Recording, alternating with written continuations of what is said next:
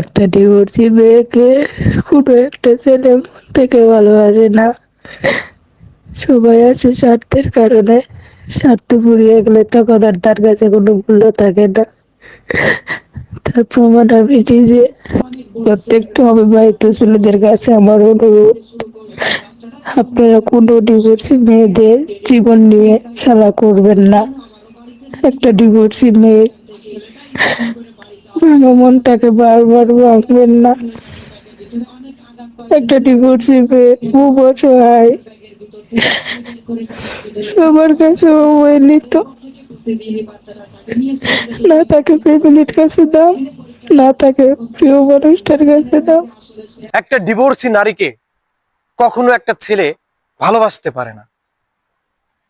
যদি কোনো ছেলের সাথে একটা ডিভোর্সি নারীর সম্পর্ক হয়, তাহলে বুঝে নিতে হবে তার পিছনে একটা বড় সড়ো কারণ আছে। আসলে স্বার্থ ছাড়া কোনো পুরুষ ডিভোর্সি নারীকে ভালোবাসে না। হ্যাঁ, বলছি আপুটার কথা, যার সাথে দীর্ঘ 2 বছর যাবৎ প্রেমের নাটক করেছিল, যেখানে ছিল সুখের আলাপন, স্বপ্ন দেখার এক নিবিড় বন্ধন। ছেলেটা কথা দিয়েছিল তার পাশে থাকবে, তাকে বিয়ে করবে, তার সাথে সংসার ভাববে। কিন্তু তার যে নাটকটা সে ধারাবাহিকভাবে পালন করতে পারে নাই। 2 বছর পর সে বলছে মেয়েটাকে নাকি আর ভালো লাগে না।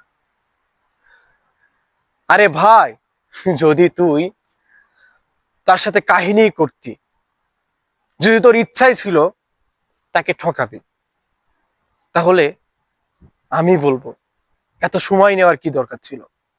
1 মাস পরেই তাকে কাজাতে পারতি, তাহলে তো আর সম্পর্কের এতটা ঘনত্ব বাড়তো না। মন প্রাণ উজাড় করে মেয়েটা ভালোবেসেছিল, অথচ আজকে তার ভালো লাগে না। সে বলে তুমি একটা ডিভোর্সি নারী, তোমাকে আমার ভালো লাগে না, তোমার সাথে আর কোনো কথা নাই, কোনো সম্পর্ক নাই। আরে ভাই, আজ যদি তোর বোন হতো, তোর বোনের সাথে এমনটা কেউ করলে কেমন লাগতো? লজ্জা হওয়া উচিত। একটা ডিভোর্সি মেয়ে যে কতটা অসহায় হয়, যার কাছের মানুষ ডিভোর্সি আছে, সেই মানুষটাই বলতে পারবে। সেই সরলতার সুযোগ নিয়ে তার মন নিয়ে খেলা করাটা কি আসলে মানুষের কাজ হয়েছে? কমেন্টস করে জানিয়ে দেবেন এই ছেলেটার এখন কি করা উচিত। আসলে বেইমানির যদি একটা সাজা ভোগ করা লাগতো, তাহলে বোধ হয় কোনো ডিভোর্সি নারীর সাথে কোনো ছেলে খেলা করতে পারতো না। আমি এতটুকুই বলতে চাই ভিডিওর মাধ্যমে, যে ছেলে একটা ডিভোর্সি নারীর সাথে সম্পর্কতে আছেন, আমি বলতে চাই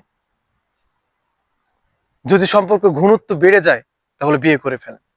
আর যদি মনে করেন এই সম্পর্ক আপনি ধরে রাখতে পারবেন না, ভবিষ্যতে তাকে আপনি আপন করতে পারবেন না, বিয়ে করতে পারবেন না, তাহলে প্রয়োজন নাই আর আগানো। মানুষ তো দিন শেষে কাউকে কাঁদিয়ে কেউ ভালো থাকতে পারে না, এটাই সত্যি।